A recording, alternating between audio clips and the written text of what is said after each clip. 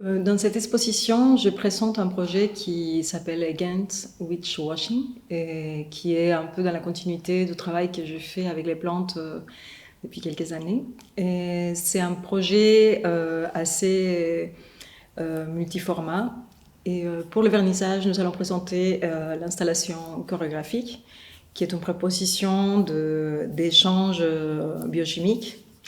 entre des plantes et des êtres humains, en récupérant deux traditions, des formes pharmaceutiques, en fait, des manières d'administrer et d'incorporer les plantes, et particulièrement sur la zone génitale, et qui font référence à ces rapports intimes qu'on a avec les plantes qui nous modifient, non, avec ce qu'on ingère ou est-ce qu'on consomme de ces corps, mais aussi pour nous rappeler le fait qu'en fait on est tout le temps en échange biochimique avec les plantes et que ces plantes nous aident aussi à construire des ontologies, des écologies, des épistémologies, et notamment les plantes qu'on considère comme des drogues, ou des plantes de pouvoir, ou des entéogènes, il y a plein de noms pour ça, mais à la base ce sont des plantes qui modifient notre perception du monde et donc du coup nous aident à le comprendre autrement. Non, et donc je fabriquais une récréation de la crème pour voler, qui est celle qui, en fait, on dit que le mythe de la sorcière qui vole dans un balai est né de la voie d'administration d'une préparation à base de plantes assez toxiques par une voie différente que l'absorption par la muqueuse. Donc, en Europe, ce serait la mandragore, la digitalis, la datura et tout ça. Moi, évidemment, je ne fais pas une crème hallucinogène, mais plutôt une crème qui vise à renouer, en fait, ces liens de plaisir transespèces, et aussi à regarder un peu de près comment on est en train de traiter, en fait, notre sexualité, notamment celle de personnes qui ont un vagin, non, parce que la formulation, elle est surtout axée sur des problèmes de sécheresse vaginale qui sont souvent liés à la ménopause ou à des règlements hormonaux, ou à des suites des chimiothérapies, ou à des néovagins sur les femmes trans, et des choses comme ça. Donc, c'est une crème qui stimule la microcirculation, parce que souvent, ces problèmes sont, comme dans la dysfonction érectile, sont hormonaux, mais c'est aussi des problèmes d'ordre de la microcirculation, donc la formulation est dans ce sens-là. Après, on a aussi invité deux aphrodisiaques dites féminins, qui, comme par hasard, sont aussi les épices les plus chères de la planète, donc le safran et la vanille, parce que ce qui nous intéresse aussi, c'est de voir qu'est-ce qu'on a fait avec la figure de la sorcière, qu'est-ce qu'on est en train de faire aujourd'hui dans une récupération très rapide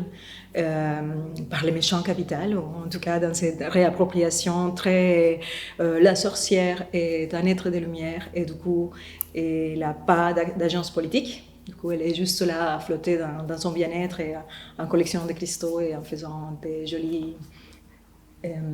sorts pour le bien-être de la planète, quand en réalité, les sorciers et les sorcières, en fait, c'est les gens qui sont encore dans les territoires en essayant de défendre certaines manières de vivre ensemble, très liées à un territoire. Donc, quand je parle des sorcières, je pense à ces personnes-là, à des écologistes, à des indigènes, à des défenseurs de droits de toutes sortes, et particulièrement parce que je suis colombienne, et en ce moment, en Colombie, c'est les pays dans lesquels on tue les plus des personnes qui sont identifiées comme des leaders sociaux. Donc, autour de cette idée de la récupération et les lavages du visage de la sorcière et la dépolitisation, il y a toute une série de choses. Donc, il y a un manifeste qui est aussi une œuvre sonore qui sera présentée ici. Il y a l'installation chorégraphique pour une seule spectateur et spectatrice. Il y a dans l'expo au Transpalette, il y a quelque chose de plus objectuel où on trouvera un échantillon de la crème pour voler, mais aussi une extraction de d'alcaloïdes de la datura, des graines de datura, par des ondes sonores, des basses et des hautes fréquences. Et parce qu'en fait, la formulation qu'on a fait de la crème pour voler, on l'a fait avec une entreprise qui s'appelle Genialis, qui est un enrichissement dans le cadre d'une résidence en sciences en entreprise. Mais ce qui est très intéressant, c'est que dans leur procédé,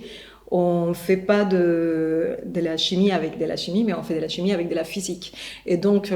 notamment avec un recours au son, pas seulement, mais surtout un recours aux ondes sonores, ce qui me fait beaucoup penser à cette tradition où on enterre une préparation et on danse dessus, non? Et où on chante à une préparation et qu'on trouve toujours ça. On a tendance à dire que c'est un peu de la superstition, au lieu de penser vraiment à ces rapports physiques que les sons ont avec la matière, non? Et donc on a beaucoup du mal souvent avec l'invisible. Et voilà, donc ce travail vise un peu à ça, à se rappeler des choses. On ne sait pas exactement quoi, il y a beaucoup de choses auxquelles c'est rappelé, mais notamment ça, c'est que la sorcière n'est pas là pour être bien et être joyeuse dans un monde qui est en train de s'effriter complètement. Non? Il y a une lutte très forte et qui est nécessaire, donc voilà, c'est un peu autour de ça la pièce que je présente ici.